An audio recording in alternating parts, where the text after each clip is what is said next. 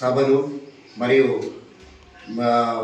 మన ముఖ్య అతిథిగా వస్తున్న మినిస్టర్ గారి కానీ ఆహ్వానం పలికి మనం విజయవంతం చేయాలని కోరుతున్నాము. అందులో భాగంగా కొన్ని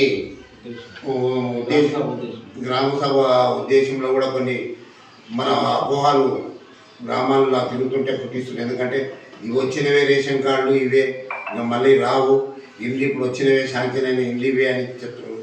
దానికి ఎలాంటి అపోహాలు తావు లేకుండా మన మినిస్టర్ ఉత్తమ్ కుమార్ రెడ్డి గారు కానీ మన హౌసింగ్ బోర్డు మినిస్టర్ కానీ నిరంతర ప్రక్రియ మన రేషన్ కార్డులు కానీ మన హౌసింగ్ ఇల్లు కానీ ఇప్పుడు మన ఏదైనా నిరంతర ప్రక్రియ జరుగుతుందని కూడా మీకు వాట్సాప్లో కానీ మీడియా ముఖంగా కూడా మన మినిస్టర్ చెప్పినారు కనుక అందులో భాగంగా కూడా మన ఎమ్మెల్యే గారు కూడా మా ప్రెస్ మీట్లో కూడా చెప్పారు, మీరు కూడా చూసింటారు.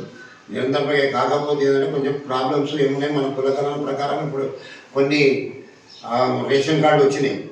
మనము ప్రజాపాలన అప్లై చేసుకున్నది ఎట్లా ఉంది అంటే మన ఇంట్లో ముగ్గురు అన్నదమ్ములం ఉన్నామంటే ముగ్గురికి కలిపి అప్పుడు ఒక రేషన్ కార్డు ఉన్నందుకు మనకు రేషన్ కార్డు కావాలని చెప్పి అప్లై చేసుకున్నాం అనుకో. అప్లై చేసుకున్న దాన్ని బట్టి వాళ్ళు ఆధార్ కార్డు కొడితే రేషన్ కార్డు ఏ మనిషి ఉన్నాడో అవసరం లేదని ఉంటుంది.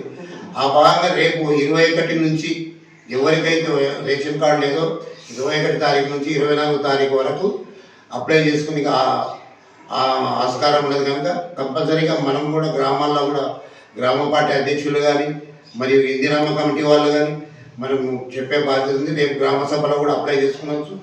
ఇంకొకటి మళ్ళీ భూమి లేని నిరుపేద కూలి రైతులకు కూడా రైతు ఇందిరమ్మ ఆత్మీయ భరోసా కూడా కల్పిస్తున్నాం కనుక కంపల్సరీ తప్పకుండా కూడా ఎవరైనా తప్పిపోయిన వాళ్ళు కూడా మన భూమి లేని నిరుపేద కూడా వాళ్ళు కూడా రేపు అర్జీ ఆస్కారం ఉన్నది పెట్టుకుని కనుక కంపల్సరీ మనం అంతా ఎంకరేజ్ చేసి రేపు